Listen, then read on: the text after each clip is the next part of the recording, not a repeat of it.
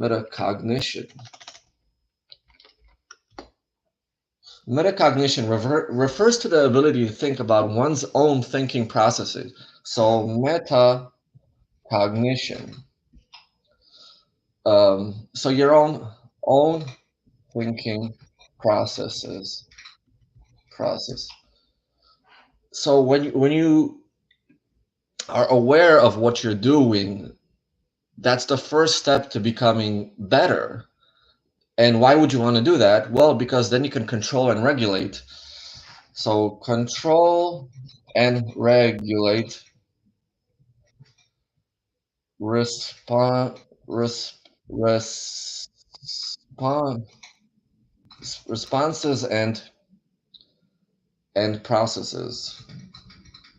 It's really about a chain of processes at the end of the day. It's not about doing this one thing one time, many times. It's about a whole series of processes. So series of processes. Um, and if you're wondering what's my credentials on this, I'm not a clinical psychologist. I'm not a doctor. I'm not, I don't have patients. I'm not sort of accredited or whatever. If you're looking for that, that's not me. What I am is I'm just a guy who read a lot about this stuff and who practices this stuff on a daily basis, mostly for myself and sometimes among my friends. And this is the sort of stuff that interests me. And just over the years, I just became good at it just because I practiced it a lot. It's sort of like that guy on YouTube. If you watched him, it's the guy um, who goes and dunks. He goes to like city to city and meets people on street basketball and teaches them how to dunk. What do you call, like, the doctor dunk or whatever his name is on YouTube. The professor, I think it's called the professor. Yeah. So I'm sort of like the professor in terms of like behavioral cognitive psychology. Not a real professor. Again, just I never went to like the NBA, so to speak, of the accreditation process. It's just sort of the stuff I became good at. It's almost, in a sense, I became good at it faster than I could go to college. It's sort of like, if you learn calculus and algebra in second grade, you're not really motivated to go to college for a math degree if you already know it. That's sort of my problem. I learned it too quickly, and I lost motivation to go to college for that. I'm going to college for programming, which is sort of it's sort of like the opposite way of thinking, because most people go to college, I think, because they want to do something what they're good at. I went to programming because I wasn't good at it. That's sort of my motivation, is because I'm really good at a lot of other things. And the thing that really drove me crazy, I wasn't really good at programming because I'm a very verbal thinker, and it's something I'm like correlated to. I like programming, but I'm not really. I never put in the time, I guess. I do have a natural proclivity for logic, but I never put in the time. So effort creates results long term when paired with your natural proclivity. Another problem I have with this live stream is that nobody watches videos anymore. Everybody watches YouTube shorts, and I don't know what to do. Should I just put out 20 shorts every day? Or it's like, it's sort of like I'm famous without being famous. Like, I could definitely hold my own in a debate, I guess you could say, but I don't have the subscriber count to like collaborate and do development and stuff. Maybe long term. Anyway, I'm committed. You guys, I know a lot of you people hate me or hate watch me or leave like dislikes and stuff like that. And I've encountered this in my life too. I just don't have a likable face. I think that's what it is. It's like I look sort of like rough around the edges, and I don't have like this, suit and tie sort of like Mr. Clean sort of personality. I'm more of like, you know, a blue collar personality, but with academic mindset. I guess you could say that. So, what else do I want to tell you guys? So, creativity, overcoming limiting beliefs. At this point, I do have limiting. So, a lot of limiting beliefs are hard to see. It's only when you push yourself up against them. Like, let's say I'm programming C++. I don't have a limiting belief, but I do have hesitation. So, hesitation is a de facto limiting belief, because limiting beliefs are not just things that stop you, it's things that slow you down. When you could be typing at, super fast, um, whatever, 30 words per minute, 50 words per minute, the fact that you are typing at 15 words per minute versus 50, and that hesitation lowers your performance, that's a limiting belief in itself, because it's not, like I said, it's not a stop sign, it's like a slow down sign, like a speed limit. So quick brain power, again, quick is critical. So I guess that's the whole point of that's the first word in my company, in my business, of this YouTube channel, quick. Because it's not, there's two things, like quick gets you results faster, but it's also more fun.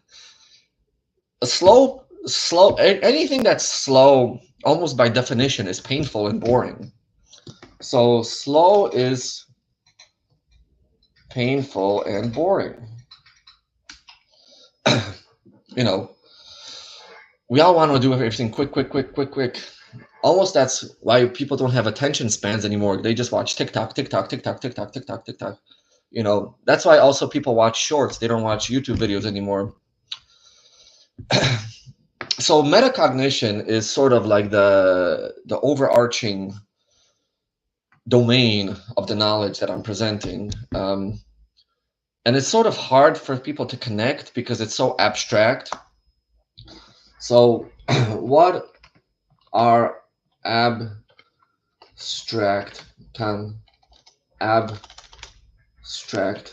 concepts in intelligence? Abstract concepts refers to mental constructs or ideas that are not concrete or tangible, but involves higher level thinking processes. So abstract is high level thinking processes. So what is a high level thinking process? That's a very it's a very interesting thing to look into, because a high level isn't, it's not a physical, it's not like it's literally higher in your brain. So high level is more cerebral cortex and less emotions. Now, it doesn't mean no emotions. It just means your priority is here. It's not in I think it's the amygdala. The amygdala is the emotions. It's when somebody says, I hate you, you understand that as information. You don't take it personally. You say, oh, he hates me. Check. I understand that. You don't have to react with impulsive anger or some sort of reaction like that, because it's sort of like this pendulum. So pendulum of logic from cerebral versus emotions. So a lot of this stuff also is what you do in your spare time, because I realize everybody works, they have a job, and then they go out with friends, then they go out with family, and maybe they have boyfriend, girlfriend, husband, wife. Um, but so you're thinking, where can you actually apply this intelligence? Well, it's about communicate. It's about communication, right?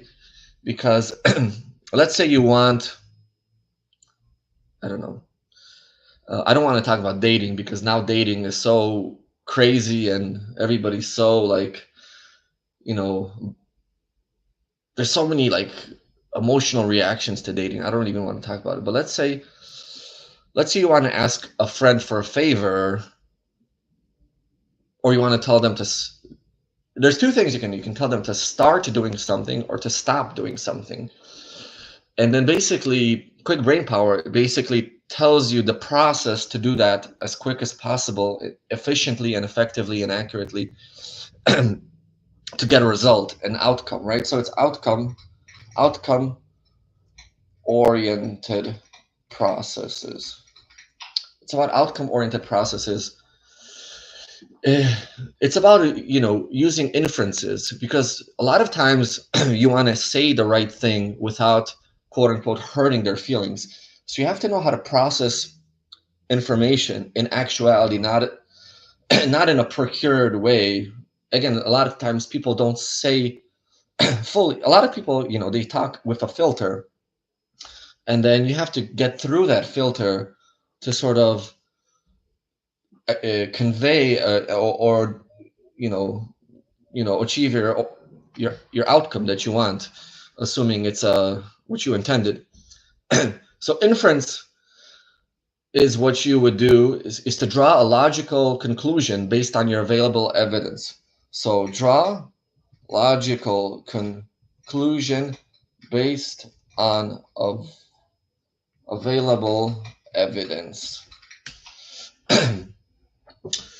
so so this is when explicit information is not provided, or I would say, and not, let's say, visible even. So i.e. mind reading. So it's interesting that communication is mind reading in a sense, because you have to sort of gauge responses, right? Gauge, gauge, gauge responses via mind reading in communication. There's two M's. Communication. So I think I've taught you guys a lot today. Conceptual understandings. So you have to grasp abstract ideas, theories, principles, and apply them to new situations or contexts. Creative thinking, metacognition, adaptability, analytical reasoning. So all of that. Spatial. Let's go back to spatial. That's going to be the topic for the next stream, but let me give you a sort of like a teaser.